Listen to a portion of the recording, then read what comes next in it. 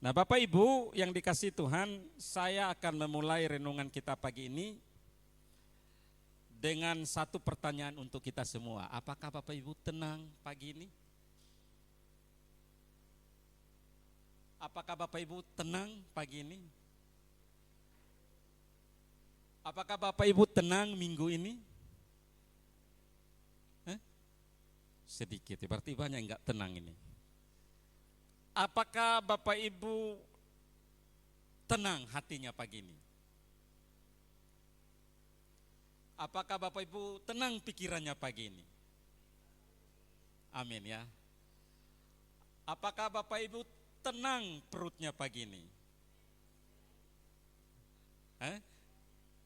Yakin? Gak ada yang bunyi-bunyi pagi ini? Belum ya?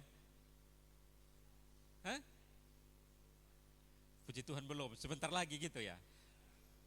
Sebentar lagi bunyi, tapi gak usah takut, panitia siapkan bajar. Ya, jadi nanti siap ibadah hatinya udah gak apalagi. Perutnya gak sudah jadi jauh lebih tenang. Nah, saudara-saudara, saya akan memulai renungan kita pagi ini. Ada PR untuk kita dalam setiap kelompok yang saya sudah kasih. Dan apa ayat hafalan minggu yang lalu? Masih ingat? Minggu yang lalu, saya nggak tanya minggu ini. Minggu yang lalu, Filipi 4 ayat 8. Masih hafal? Masih, ayo coba. Filipi 4 ayat 8, 1, 2 ya. Jadi akhirnya saudara,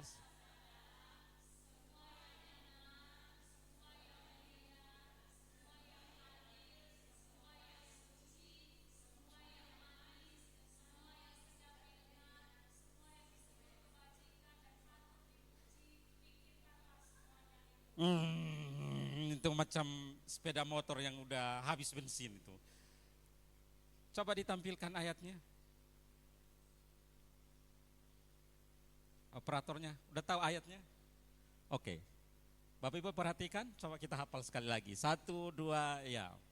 Jadi akhirnya saudara-saudara, semua yang benar, semua yang mulia,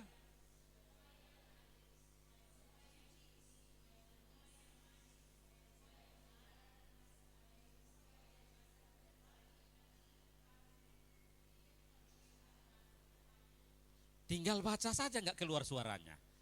Sekali lagi, 1, 2 ya.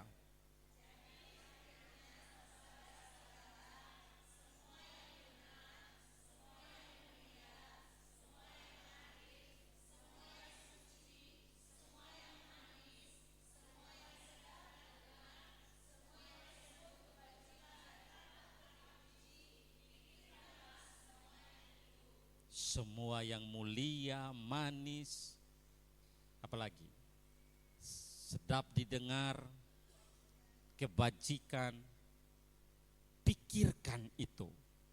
Minggu lalu firman Tuhan berkata bahwa kita harus melawan setiap tantangan atau kuasa si jahat dengan firman Tuhan. Kalau kita tidak hafal, kalau kita tidak hidup di dalam firman, maka kita akan kesulitan untuk menghadapi setiap serangan daripada iblis. Nah, itu ayat hafalan minggu lalu. Minggu ini 1 Korintus 3 ayat 17, hafal? Ini saya tanya nih, setiap komsel dilatih enggak ini? Jujur, setiap komsel. Ini dihafal enggak? Ini PR untuk kita Bapak Ibu. Saya sengaja sekarang sudah 2 minggu mengirim ayat hafalan supaya betul-betul kita tiap minggu hafal minimal satu ayat.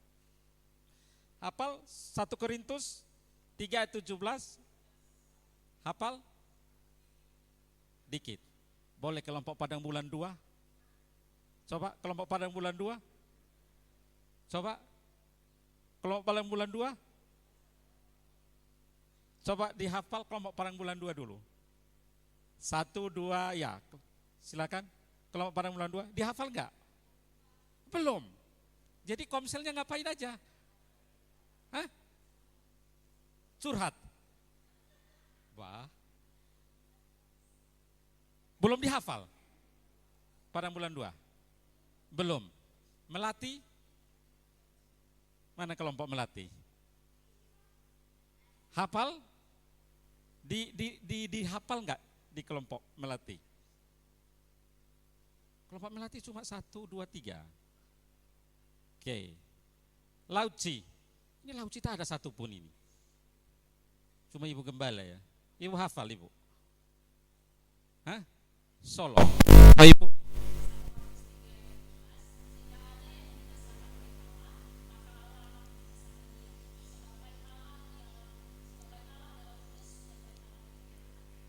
Oke. Pada bulan 1? Pada bulan 1 Cio ya? Loh, tadi pada bulan 1 angkat tangan. Berarti Cio ini macam Ajinomoto ini ya. Kemana saja dia masuk gitu ya? Hah? Gak jelas gitu ya? Wah, ini Cio ini gak jelas ini.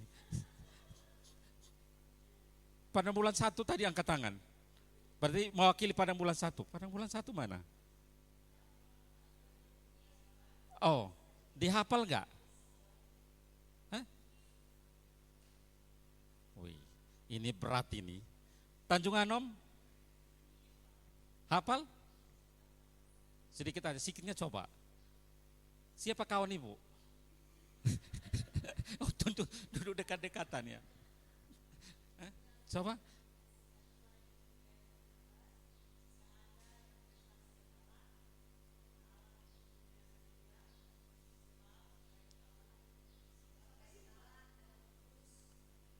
Bait Allah.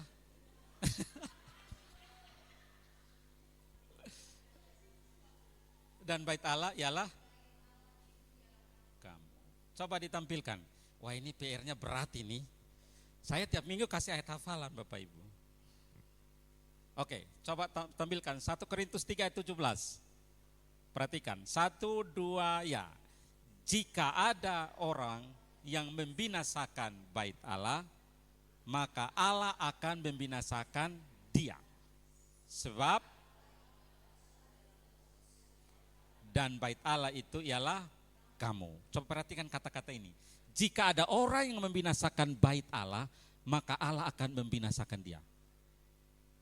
Tubuh kita kan bait Allah, betul? Jadi kalau ada yang merusak tubuhnya, Tuhan membinasakan dia. Kalau ada yang main-main dengan tubuhnya, gak menjaganya dengan baik, Tuhan yang berhadapan dengan dia. Karena tubuh kita adalah gereja, betul? Minggu lalu di Komsel, gereja itu 2. Gereja itu bicara gedung, tapi gereja adalah kitanya, adalah pribadi. Berarti kalau kita adalah gereja, maka tempat Allah tinggal, kita adalah bait Allah. Maka kalau ada orang yang membinasakan bait Allah, maka Allah akan membinasakan dia. Nah, coba cek, saya sedang membinasakan bait Allah apa enggak ini? Saya sedang membinasakan gereja atau enggak? Pikirkanlah itu. Karena Allah akan membinasakan dia. Kalau engkau membinasakan bait Allah, tubuhmu, maka Allah juga akan melakukan hal yang sama. Sebab bait Allah adalah kudus dan bait Allah itu adalah kamu. Berarti saya gereja, gereja tidak hanya bicara gedung, saya gereja, maka saya kudus. Maka kalau saya membinasakan, saya mengotori, saya buat hidup saya tidak baik, maka saya berurusan dengan Tuhan. Nah, saudara-saudara yang dikasihi Tuhan, sudah 2 ayat hafalan. Saya berharap Bapak Ibu, mari kita mencoba bersama-sama, minimal 1 minggu 1 ayat. Bayangkan 1 tahun 365 ayat, makin kaya pemikiran kita akan firman Tuhan. Nah, itu saudara-saudara yang dikasihi Tuhan, ini hanya bagian pengantar di dalam renungan kita pagi ini. Mari kita lihat bagian firman Tuhan di dalam 1 Petrus pasal 4 ayat yang ke-7.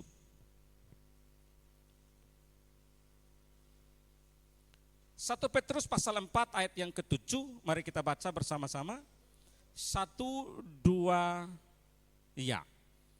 Kesudahan segala sesuatu sudah dekat, karena itu kuasailah dirimu dan jadilah tenang, supaya kamu dapat berdoa. Sekali lagi, Kesudahan segala sesuatu sudah dekat.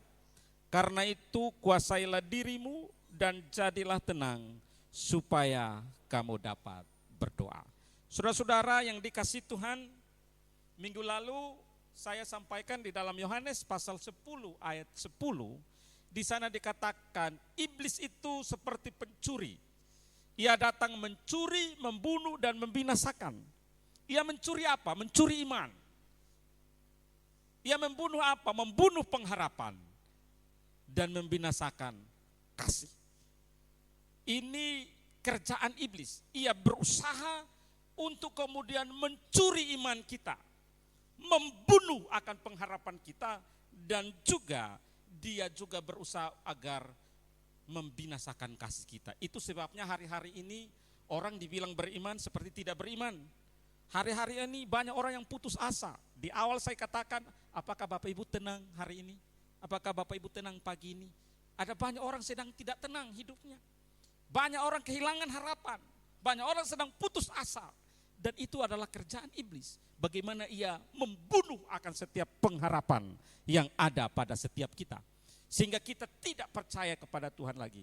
Tetapi di saat yang sama, iblis juga sedang bekerja keras akan membinasakan kasih di dalam hidup kita. Itu sebabnya kasih anak terhadap orang tua mulai pudar. Kasih suami istri mulai hilang. Kasih terhadap sesama mulai tidak baik. Kenapa? Karena memang iblis bekerja keras agar mencuri imanmu, membunuh pengharapanmu, dan juga di saat yang sama membinasakan akan kasih. Maka cek dalam hidup kita. Kalau kasih kita mulai pudar dengan orang lain, iman kita mulai tidak teguh, pengharapan kita mulai lesu, jangan-jangan saya sedang membiarkan diri saya untuk dicobai oleh iblis. Saudara-saudara yang dikasihi Tuhan, bacaan kita pagi ini berkata, kesudahan segala sesuatu sudah dekat. Kitab 1 Petrus pasal 4 ini ditulis oleh Rasul Petrus, ditujukan kepada orang-orang Yahudi diaspora, orang-orang Yahudi yang ada di Pontus, yang ada di Galatia, yang ada di Kapadokia, yang ada di Asia Kecil. Tujuannya adalah untuk menguatkan iman mereka, karena mereka merasa tidak ada lagi di Yerusalem, tidak tinggal bersama-sama dengan kumpulan komunitas Yahudi. Maka mereka kemudian merasa bahwa Tuhan meninggalkan mereka, Tuhan jauh daripada mereka. Karena itu Petrus mengingatkan mereka bahwa hati-hati, kesudahan segala sesuatu sudah dekat. Karena itu kamu harus menjaga dirimu dengan baik, karena waktunya tinggal sedikit lagi. Berarti Petrus sedang mengingatkan mereka bahwa kedatangan Tuhan, eskatologi, kedatangan Tuhan kali yang kedua begitu dekat. Karena itu mereka harus sungguh-sungguh menjaga hidup mereka, karena waktunya sudah semakin dekat. Bapak Ibu yang dikasihi oleh Tuhan, kalau kita lihat ayat yang ke-7 di dalam bacaan kita ini, kita bisa melihat bahwa yang pertama adalah kesudahan segala sesuatu sudah dekat. Sudah waktunya, akhirnya sudah dekat. Ini menunjukkan bahwa Allah di dalam rencana karya penyelamatannya sudah dekat. Ia mau datang. Bapak Ibu, 3 minggu atau 4 minggu lalu saya sampaikan bahwa ada beberapa orang yang menubuatkan bahwa tanggal 23 sampai 25 September kemarin Tuhan Yesus akan datang. Orang yang sama juga mengatakan 23 sampai 25 Desember tahun ini Tuhan Yesus akan datang kali kedua. Kemarin dalam satu seminar saya mendengar seorang pembicara bilang begini, tahun 2033 Tuhan Yesus akan datang. Nah, ada banyak orang yang sedang berpikir hal yang demikian. Kenapa hal ini muncul? Oleh karena ada banyak ketidaktenangan, ada banyak ketidakstabilan di dalam hidup, ada banyak pertempuran di dalam hidup yang membuat semangat orang pengharapan orang mulai lesu. Hidup ini kok begini-begini terus. Hidup ini bukan makin hari makin baik, makin sulit. Segala sesuatu menjadi rumit.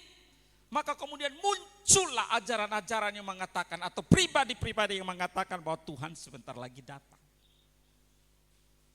Nah saudara-saudara, Petrus mengingatkan jemaat orang-orang Yahudi diaspora yang ada di Asia Kecil, mengingatkan mereka bahwa Tuhan akan memenuhi rencananya. Allah akan memenuhi rencana kedatangan kali yang kedua. Waktunya sudah dekat. Sudah sangat dekat. Bapak Ibu, saya mau sampaikan ini, Bapak Ibu jangan berkata bahwa dari dulu kan semua kita dengar firman Tuhan sudah dekat, sudah dekat. Kapan datangnya? Ya kan? Firman Tuhan katakan Yesus mau datang kali yang kedua, kapan datangnya? Udah capek kita mendengarnya, kapan dia datang? Bapak Ibu, firman Tuhan katakan, pencuri datang, apakah dia kasih tahu kita? Kalau pencuri datang, dia mau datang malam ini, dia kasih tahu, besok malam aku datang ya, Bapak Ibu pasti bersiap-siap. Tapi firman Tuhan katakan, ia akan datang seperti pencuri. Tidak ada orang yang tahu. Itu sebabnya Matius pasal 25 itu adalah gambaran untuk kita. Ada perumpamaan tentang 5 gadis yang bijak dan yang bodoh. Ada perumpamaan tentang talenta. Maka kita harus jaga, karena kita tidak tahu kapan Tuhan datang. Waktunya sudah dekat. Karena itu jaga diri dengan baik. Kita tidak tahu apa yang terjadi besok. Kita tidak tahu terjadi apa yang terjadi 2 jam ke depan. Kalaulah hari ini Tuhan datang, apakah Bapak Ibu sudah siap? Tentu yang dimaksud dengan Tuhan datang itu tidak bicara datang, hanya datang tiba-tiba datang. Tapi yang sederhana adalah kematian itu sedang menunggu di depan mata. Tak ada satupun yang dapat menolak. Siapa yang tahu bahwa 1 jam atau 2 jam kemudian di depan ini akan meninggal, akan mati. Itulah maksud waktunya sudah dekat. Karena waktunya sudah dekat, maka kita harus mempersiapkan diri dengan baik. Berpikirlah dengan waras, bijaksana dan tenang, karena waktunya sudah dekat. Kita merencanakan keuangan dengan bijak. Pengeluaran kita atur demikian. Kita mau buat sesuatu, kita rencanakan dengan matang. Tapi kita bijak gak menjaga bahwa kalau Tuhan datang besok, kita sudah siap apa belum? Seringkali kebijaksanaan yang kita atur, pikiran kita sangat sistematis, itu hanya untuk mengukur apa yang kita kerjakan. Tapi kita tidak pernah tahu, merencanakan hidup kita dengan baik. Kalaulah besok Tuhan datang, kira-kira aku udah siap belum? Maka dikatakan berpikirlah dengan waras. Jadilah tenang. Jadilah bijaksana.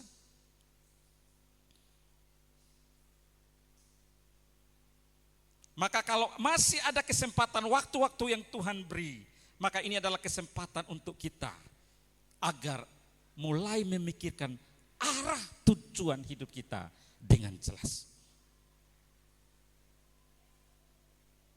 Kalau saya tanya Bapak Ibu, pagi ini orang datang dari rumah ke gereja tujuannya bisa berbeda-beda. Hari ini, pagi ini orang datang dari rumah ke gereja tujuannya bisa berbeda-beda. Ada orang yang datang ke gereja tujuannya ketemu kawannya. Tapi ada orang datang memang aku mau memuji Tuhan. Aku mau mengucap syukur. Tapi ada juga bisa datang karena apa? Karena gak enak dengan kawan. Ada juga yang mungkin karena terpaksa datang karena dia panitia Natal. Ada juga yang terpaksa datang karena dia melayani. Ada juga yang ia datang kepada Tuhan ya karena tugasnya, entah sebagai pelayan atau sebagai majelis. Maka ini sangat penting, karena kita tidak tahu apa yang terjadi besok. Saudara-saudara yang dikasihi Tuhan,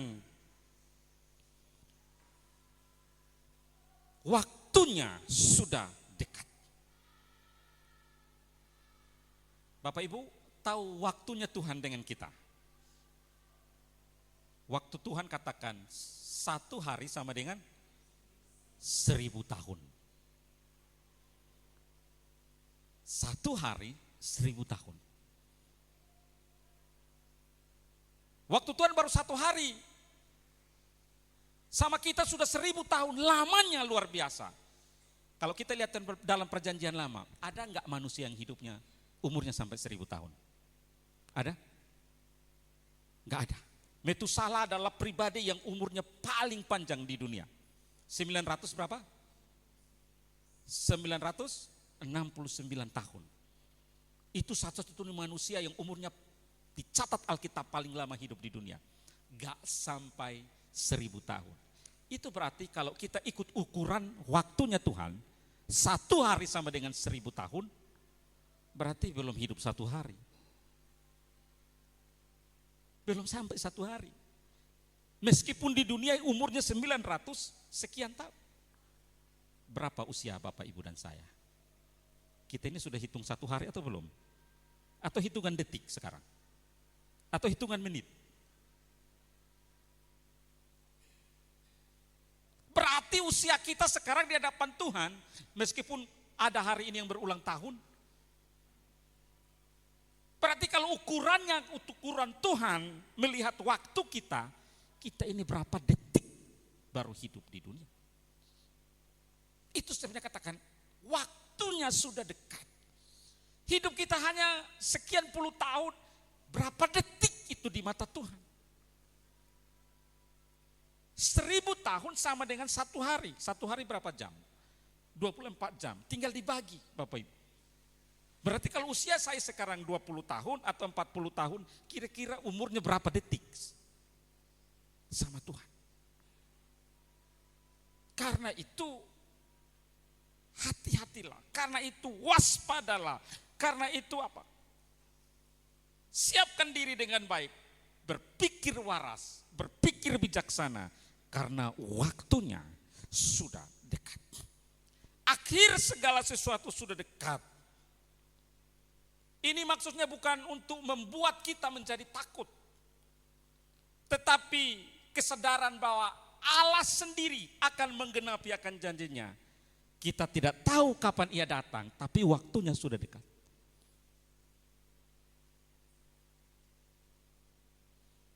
Bapak Ibu pernah baca enggak? 1 hari kematian lebih banyak atau kelahiran lebih banyak? Di dunia. Kematian lebih banyak atau kelahiran lebih banyak? Atau seimbang? Penduduk dunia hampir 9 miliar, dikatakan nanti tahun 2030 bisa 11 miliar. Indonesia ini salah satu penyumbang penduduk paling banyak di dunia. Negara nomor 4 paling banyak setelah Cina, Amerika, ada Rusia, ada India.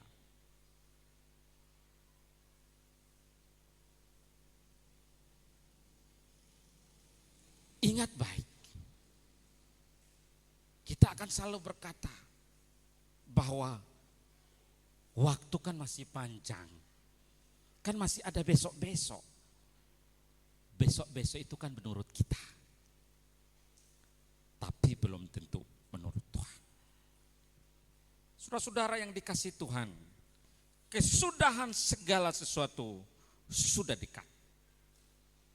Dekatnya itu berarti kita tidak tahu besok, kita tidak tahu 20 tahun lagi, kita tidak tahu berapa menit lagi, karena enggak ada tahu. Maka persiapkanlah diri kita dengan baik. Maka Bapak Ibu yang dikasihi Tuhan, untuk menghadapi sesuatu yang tidak pasti, untuk menghadapi sesuatu yang kita tidak tahu kapan datang waktunya, tetapi sudah dekat itu, maka hal pertama yang harus kita lakukan adalah tenang di tengah-tengah krisis. Ini poin penting. Ada banyak krisis yang kita sedang alami. Di tengah-tengah krisis kita harus tetap tenang. Ada yang sedang krisis keluarga, ada yang sedang krisis kasih, ada yang sedang krisis pengharapan, ada yang sedang krisis tentang ekonomi, ada yang sedang krisis tentang keuangan, ada yang sedang krisis terhadap anak-anaknya. Ada banyak masalah yang sedang dihadapi. Di dalam semua persoalan tadi dikatakan, tenanglah. Waktunya sudah dekat, tetapi engkau harus tenang. Jangan gerasa gerusuk. Jangan panik. Kalau Bapak Ibu tiba-tiba ada masalah, Bapak Ibu enggak tenang, kira-kira masalah itu cepat terselesaikan atau tidak? Nah, itu seringkali kita alami. Ketika ada persoalan, kita sibuk, kita tidak menjadi tenang. Bagaimana caranya untuk menyelesaikannya? Maka jadilah tenang di tengah-tengah setiap krisis yang kita hadapi. Gak mungkin tidak ada orang yang punya pergumulan saat ini. Hampir semua punya. Itulah krisis-krisis yang kita alami. Tetapi persoalannya, engkau tenang tidak dalam menghadapi setiap problem yang engkau hadapi. Ada orang punya persoalan langsung kelihatan, wajahnya langsung kusut. Langsung nampak, gak tenang. Ketenangan adalah hal yang paling penting. Makanya tadi di awal saya tanya Bapak Ibu sedang tenang tidak hidupnya? Tenang gak hatinya sekarang? Tenang gak pikirannya sekarang? Lagi tenang gak perutnya sekarang?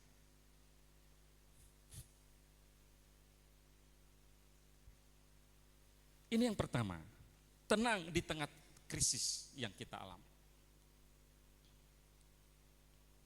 Mungkin kita sedang tidak dipercayai. Mungkin kita sedang di PHP-in. Harapan-harapan palsu.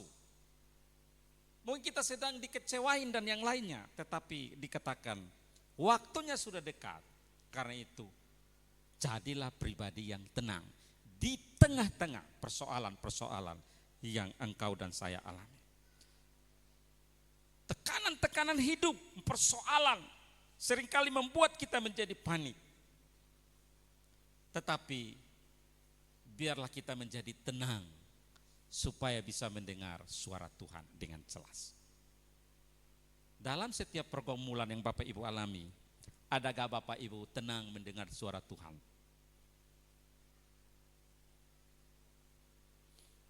Hari-hari ini suara Tuhan Bapak Ibu dengar enggak?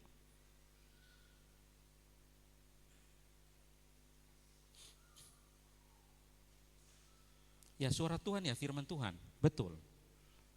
Tapi jangan matikan. Di komsel kita kemarin 2 minggu lalu kita bahas itu. Roh Kudus selalu bekerja dalam hati. Karena itu jangan matikan. Dengarkanlah dia bicara kepadamu. Maka ini menjadi penting. Ini yang pertama.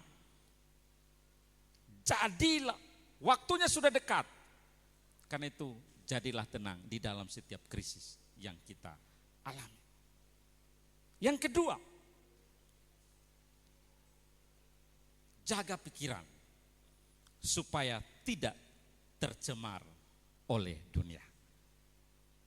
Jaga pikiran supaya tidak tercemar oleh dunia. Dikatakan kesudahan segala sesuatu sudah dekat. Karena sudah dekat, seringkali ada banyak filosofi dunia menghantui kita. Tetapi kita harus menjaga pikiran kita agar tidak tercemar oleh dunia ini. Oleh paham-paham dunia ini. Paham-paham dunia itu bilang apa? Rajin-rajin kali kau berdoa. Rajin-rajin kali kau ibadah. Rajin-rajin kali kau kasih perpuluhan. Rajin-rajin kali kau tolong orang. Dirimu aja susah. Ini paham-paham dunia. Tercemar oleh dunia. Begitu banyak ajaran yang berkembang. Dan akhirnya membuat kita tidak tenang. Kita akhirnya iya ya. Oh ya betul juga itu. Katanya Tuhan mau datang, enggak tahu kapan datangnya. Masih lamanya itu. Ngapain itu? Ngapain serius-serius sekali ikut Tuhan? Nantilah itu. Ini adalah pikiran-pikiran yang kemudian mencemari akan kita. sehingga kita tidak fokus lagi kepada Kristus. Dunia menawarkan begitu banyak kekhawatiran. Dunia begitu banyak menawarkan banyak hal-hal yang membuat kita bergeser fokus kita kepada Tuhan. Karena itu latihlah pikiran kita supaya memiliki pikiran Kristus. Milikilah pikiran Kristus. Coba berpikir seperti Kristus berpikir. Ayat hafalan kita Filipi 4 ayat 8 itu apa katanya? Jadi akhirnya saudara-saudara, semua yang benar, semua yang mulia, semua yang suci, semua yang manis, semua yang sedap didengar, patut dipuji, pikirkanlah itu. Yang benar, coba pikirkan. Jangan berpikir untuk mengakali orang. Coba berpikir yang benar. Jangan berpikir untuk mencahati orang. Tapi coba berpikir untuk yang benar. Karena dunia ini sedang tercemar. Jangan berpikir untuk ikut orang yang hidupnya tidak benar. Tapi berpikirlah bagaimana merubah hidup. Semua yang benar, katakan, pikirkanlah itu. Itulah yang harus kita sedang kerjakan. Jangan biarkan pikiranmu dicemari dunia. Sehingga kita menjadi orang duniawi. Kolose pasal 3. Coba Kolose pasal 3 ayat 1. Boleh ditampilkan?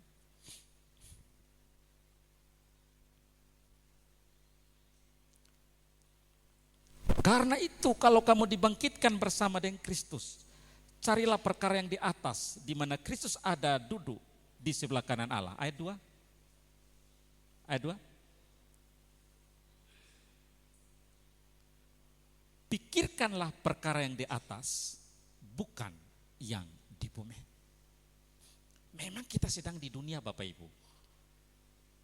Tapi orientasi pikiran kita apa?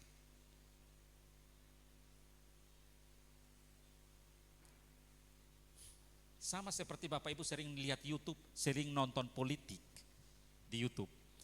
Lama-lama pikiran Bapak Ibu juga semua meragukan semua. Si Anu berkata kok begitu ya.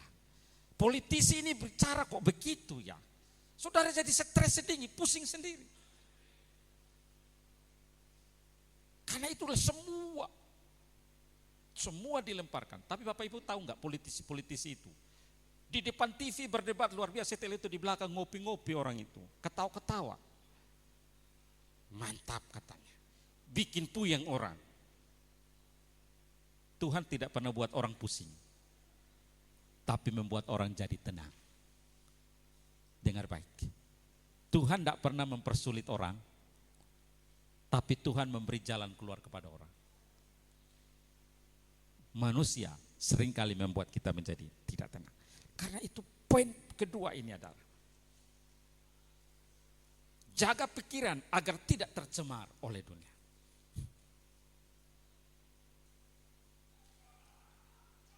Dunia menawarkan banyak hal. Kalau engkau disakuti, enggak usah diampuni. Itu dunia.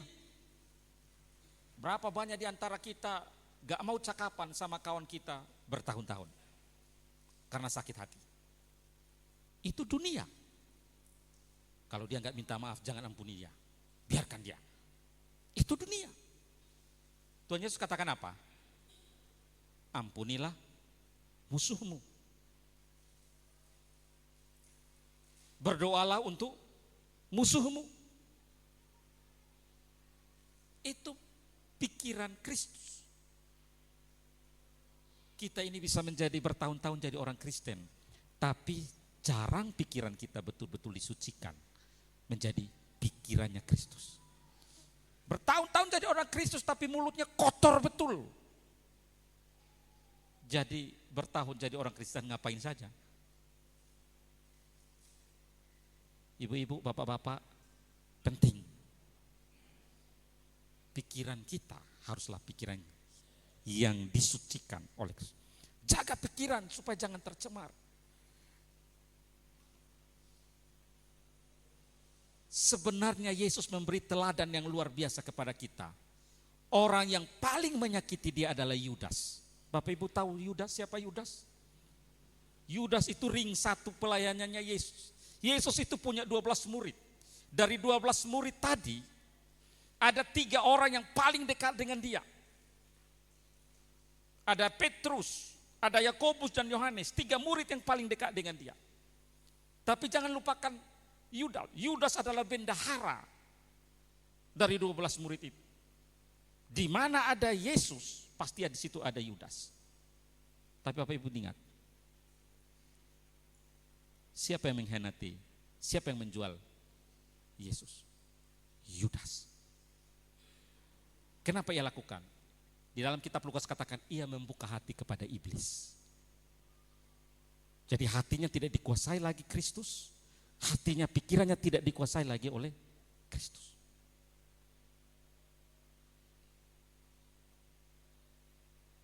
Demi uang 30 keping perak tadi.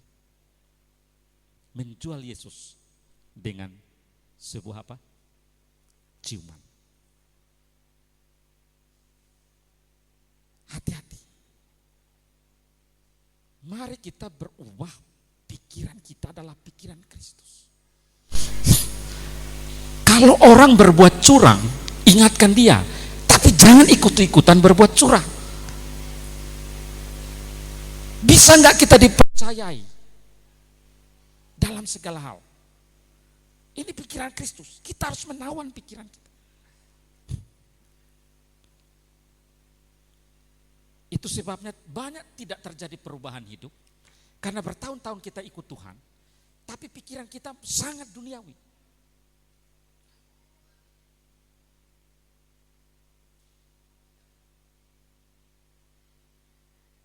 Coba cek pikiran Bapak Ibu dan saya. Mari kita cek pikiran kita. Pikiran saya ini pikiran Kristus atau tidak?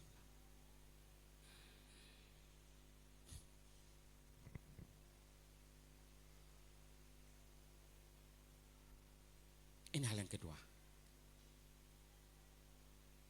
Waktunya sudah dekat. Karena itu, jaga pikiran supaya tidak tercemar. Baru di saat engkau berpikir kotor, tiba-tiba Tuhan datang.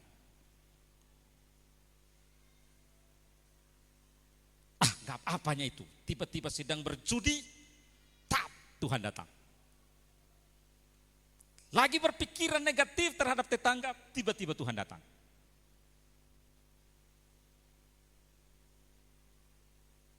Waktunya sudah dekat. Kesudahan segala sesuatu sudah dekat. Maka poin yang kedua adalah jaga pikiran agar tidak tercemar. Firman Tuhan harus selalu membersihkan setiap pikiran-pikiran kita. Pikiran yang suci, pikiran yang baik, pikiran yang benar. Yang ketiga, kesudahan segala sesuatu sudah dekat. Maka yang ketiga adalah bangunlah kehidupan doa yang disiplin dan terarah. Bangunlah kehidupan doa yang disiplin dan terarah. Berarti maksudnya doanya bukan hanya sekedar doa, tapi disiplin doa. Paham ya Bapak Ibu? Disiplin doa itu berarti doa yang betul-betul teratur. Banyak kita berdoa, tapi apakah disiplin? Kalau lagi teringat berdoa. Dan biasanya orang disiplin doa kuat adalah ketika banyak masalah. Woi, disiplin dia. Kuat dia doanya. Karena waktunya sudah dekat, perhatikan ayat kita katakan, jadilah tenang supaya kamu dapat berdoa. Karena waktunya sudah dekat, maka kita harus membangun kehidupan doa yang disiplin dan terarah. Doa yang efektif tidak lahir dari doa yang emosional. Tidak lahir dari doa yang sesaat. Tetapi dimulai dari kebiasaan yang dibangun, doa yang efektif. Dibiasakan, dibangun terus setiap hari. Sadar akan kehadiran Allah. Sadar bahwa saya sedang mau bertemu dengan Tuhan secara pribadi. Itulah doa. Sadar bahwa saya mau bertemu Tuhan. Yang dibiasakan.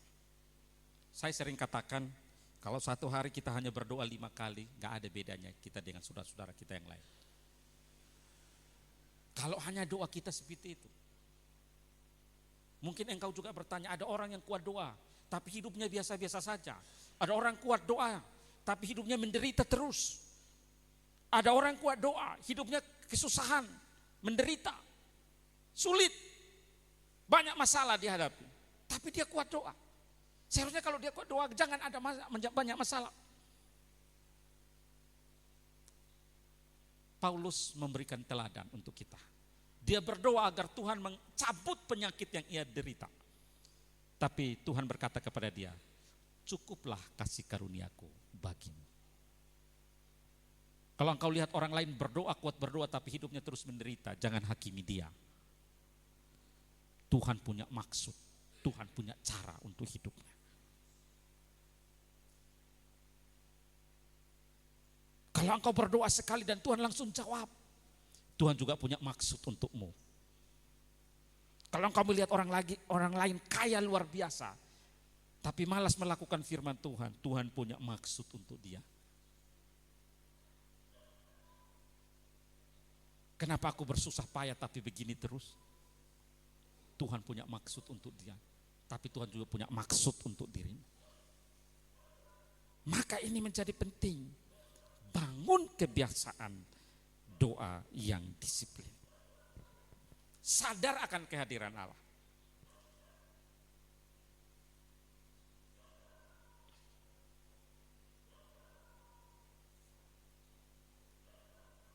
Saya kemarin dengan ibu mengalami musibah. Dan itu sejarah kali kedua, saya nabrak orang. Dulu saya alami di Aceh nabrak orang, kemarin bukan nabrak orang, nabrak mobil.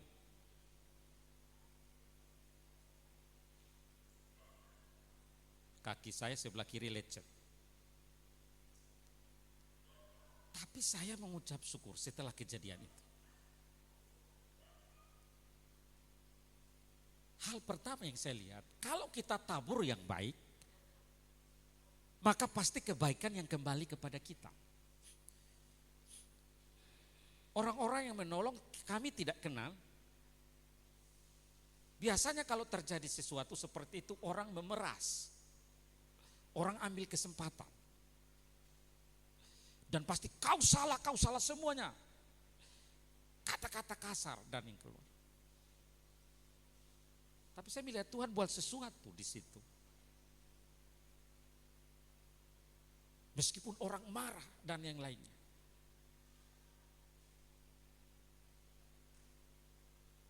Tenang. Memang harus tenang menghadapi segala sesuatu. Tawan pikiran. Supaya tidak ikut-ikutan membela diri. Kalau salah-salah.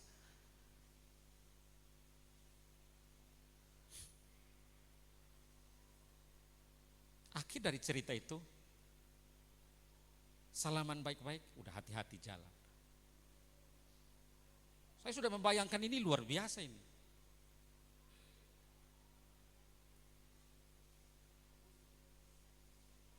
Tapi jelas firman Tuhan katakan, kalau engkau menawan pikiranmu, pikiran Kristus. Orang mau marah apapun, kamu tenang menghadapinya. Lama-lama orang yang emosi turun, terakhir dia diam, dia lihat kita. Maka penting sekali untuk menjadi tenang. Tetapi di saat yang sama, pikiran kita. Karena apa yang di pikiran kita, itu yang kita keluarkan.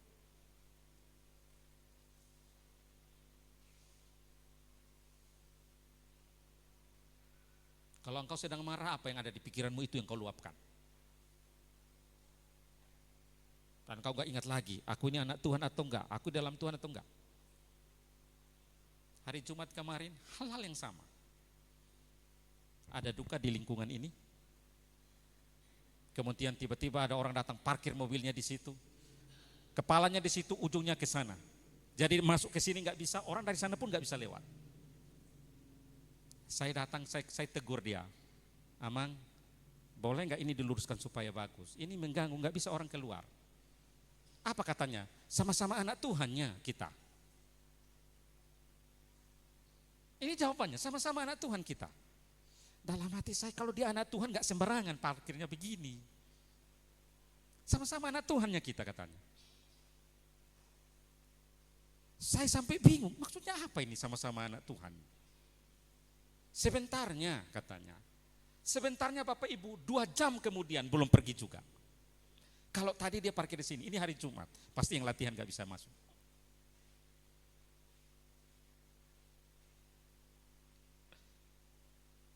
Nah, menghadapi hal-hal yang demikian bagaimana? Tenang, pikiran apa yang kita pakai? Saudara-saudara, hal-hal yang demikian kita alami di lapangan. Banyak kali kita alami hal yang demikian di lapangan yang model begitu. Bapak Ibu yang bekerja sering kali menghadapi hal yang begitu. Pertanyaannya, ada enggak pikiran Kristus?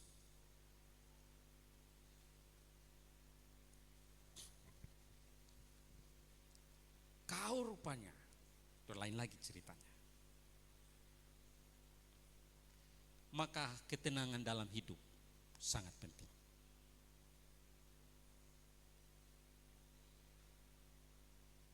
Kalau laut, di tengah laut kapal yang besar, dia hanya bisa dibuat berhenti dan tenang hanya oleh karena jangkar.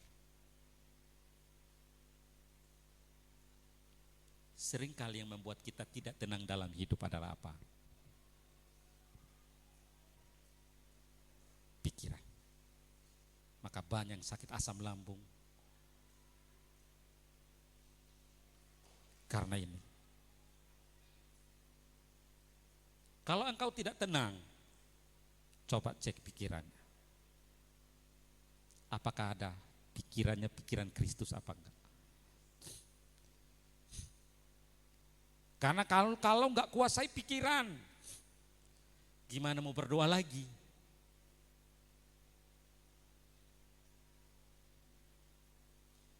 Maka jagalah pikiran. Kontrol pikiranmu dengan baik.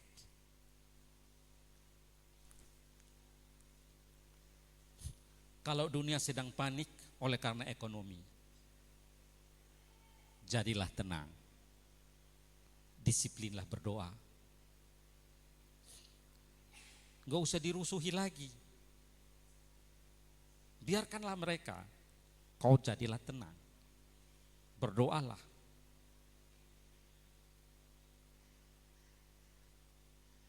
Dunia boleh berteriak, apapun itu. Mari berdoa. Mari tenangkan diri.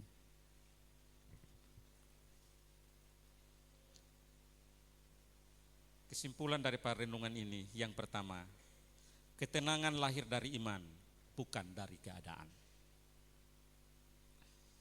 Ketenangan lahir dari iman, bukan keadaan. Itu sebenarnya keadaan apapun gak boleh mempengaruhi kita. Mau susah, mau sehat, mau apa, kalau engkau beriman, engkau tetap jadi tenang.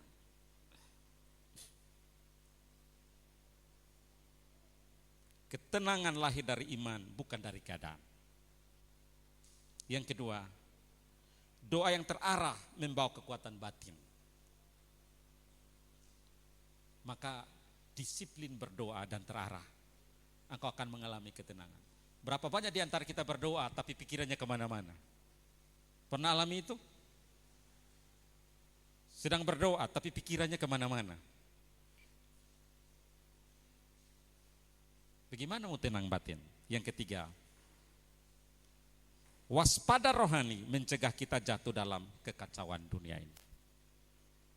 Waspada rohani mencegah kita dari kekacauan dunia ini. Maka jadilah tenang. Kesudahan segala sesuatu sudah dekat. Kita tidak tahu apa yang terjadi besok. Jangankan besok, beberapa jam ke depan tak ada yang tahu. Jadi, sudah tenang hati Bapak Ibu? Belum? Sudah tenang pikiran Bapak Ibu?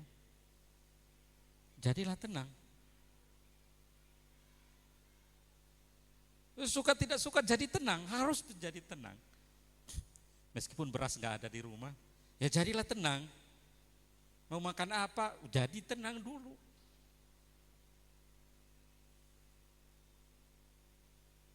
Cicilan besok, ya tenang aja dulu. Tapi nampak di wajah Bapak Ibu gak ada cicilan semua. Mulus. Amin ya. Kok saya ngomong cicilan kok semua senyum-senyum, itu maksudnya apa? Hah?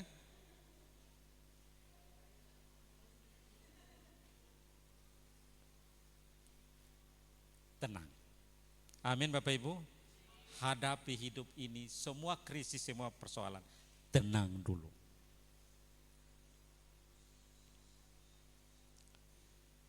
Tuhan memberkati kita. Saya undang Bapak Ibu bangkit berdiri.